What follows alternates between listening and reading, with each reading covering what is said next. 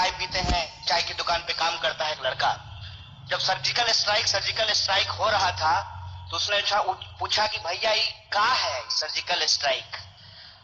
तो हम बोले कि इसको समझाएं क्या, ये सर्जिकल स्ट्राइक तो बड़ा भारी भरकम टर्म है अंग्रेजी का, इसको समझाएं कैसे। हमने कहा कि छुपा छुपी खेले हो। बोला हाँ। तो पीछे से जाकर के जो धप्पा बोल देते हैं ना, वही सर्जिकल स्ट्राइक है।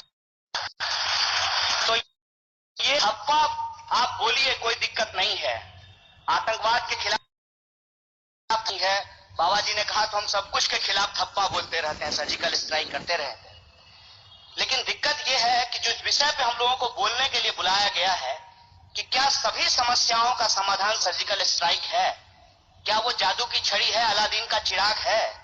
मैं समझता हूं कि नहीं है। क्यों नहीं है? क्योंकि मेरा मानना है, हो सकता है कि मैं गलत हूं, कि गरीबी से आतंकवाद है, आतंकवाद से गरीबी नहीं है। बेरोजगारी से आतंकवाद है, आतंकवाद से बेरोजगारी नहीं है। अगर सर्जिकल स्ट्राइक करना चाहिए आतंकवाद के खिलाफ, तो मैं समझता हूं कि सर्जिकल स्ट्राइक करना चाहिए गरीबी के खिलाफ भी और बेरोजगारी के खिलाफ भी। अगर इसके खिलाफ हम सर्जिकल स्ट्राइक नहीं करते हैं तो हम ठीक समझते हैं कि हम जो भी है, हमारा स्ट्राइकर इधर उधर चला जाएगा। और ये स्ट्राइकर इधर उधर इसलिए चला जाता है कि हम ब्रांडिंग ज्यादा करते हैं, काम कम करते हैं। साहब कह रहे थे अभी बाबा जी की, मैं इंटरनेशनल भिखारी हूं, आप इंटरनेशनल व्यापारी हैं, और आपने जो है क्या बढ़िया से स्वदेशी की ब्रांडिंग की है। इसके साथ साथ आपने कहा, मैं आपका क्रिटिसिज्म नहीं कर रहा हूं, बस बता रहा हूं कि आपने कहा कि आपके पास दिमाग है, आप सोचिए। बिल्कुल हमारे पास है, हम सोचेंगे। फिर आपके कहने पे पतंजलि का मंजन क्यों इस्तेमाल करेंगे? अपने दिमाग से सोच के करेंगे। कुल मिला के मैं कहना क्या चाहता हूं, मैं ये कहना चाहता हूं कि आधा सच जो ये लोग यहां बता करके गए हैं, उस पर अगर हम अपने दिमाग से सोचें तो क्या पाते हैं। सर्जिकल स्ट्राइक किया गया आतंकवाद के खिलाफ, नतीजा क्या है? उसके बाद 42 जवान मारे जा चुके हैं और अभी भी आतंकवादी घटनाएं नहीं रुकी है। हमारे पात्रा साहब आए और उन्होंने कहा कि ट्यूमर निकालेंगे।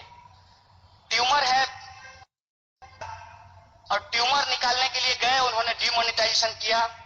100 से ज्यादा लोग लाइन में लग करके मर गए। बताइए, आपकी ये जो जान गई है, ये देश के लिए ट्यूमर है, ये भ्रष्टाचार के लिए ट्यूमर थे, ये भ्रष्टाचारी थे। रिजल्ट क्या है? रिजल्ट क्या है? तब कहते हैं कि आप गरीबी की बात करते हैं, कास्टिज्म की बात करते हैं, मोदी जी गरीबी ले आए हैं। नहीं, तो मोदी जी तो आतंकवाद भी नहीं लाए हैं।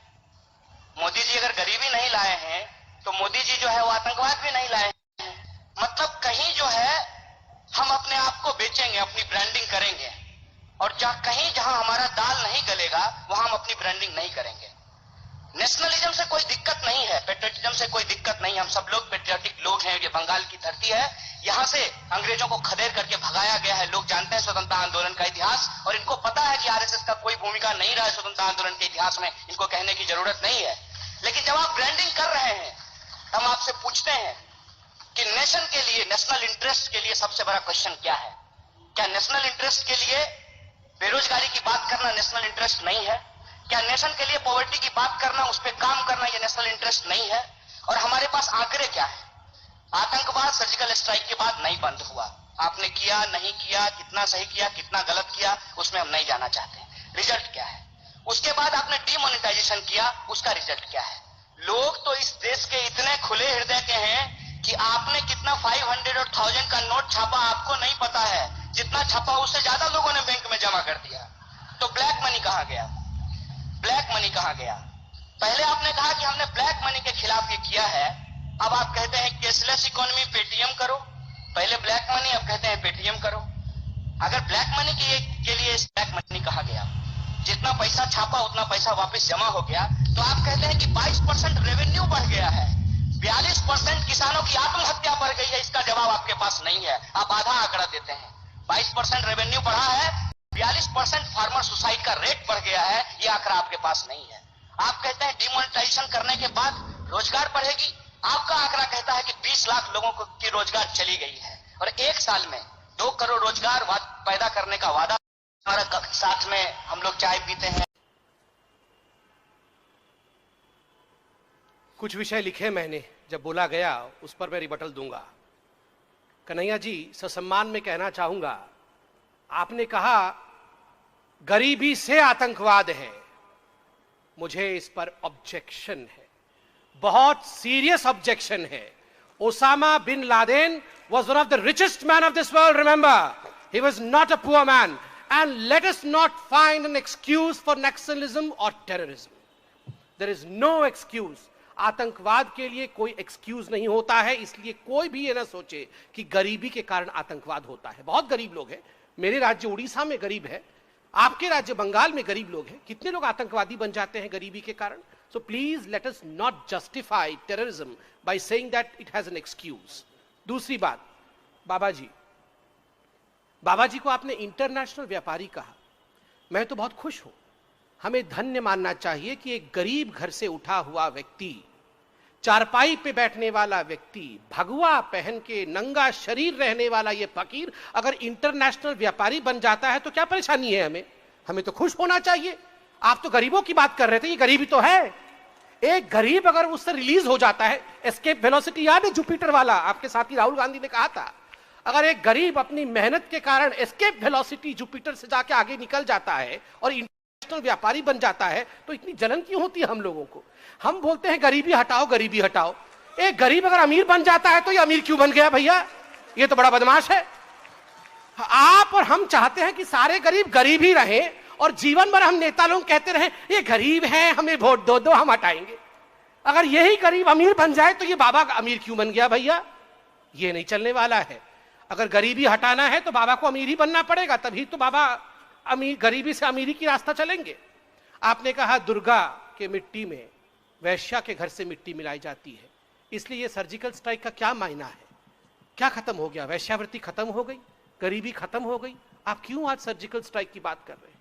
अगर दुर्गा भी यही सोचती ना महिषासुर को मारने से पहले, एक महिषासुर को मार दूंगी तो क्या होगा, शुंभ निशुंभ भी तो आएंगे, एक महिषासुर को मार दूंगी तो क्या होगा, रावण भी तो आएगा, एक महिषासुर को मार दूंगी तो क्या होगा, वो कंस भी तो आएगा। तो छोड़ो ना, महिषासुर को मारती ही नहीं हूं।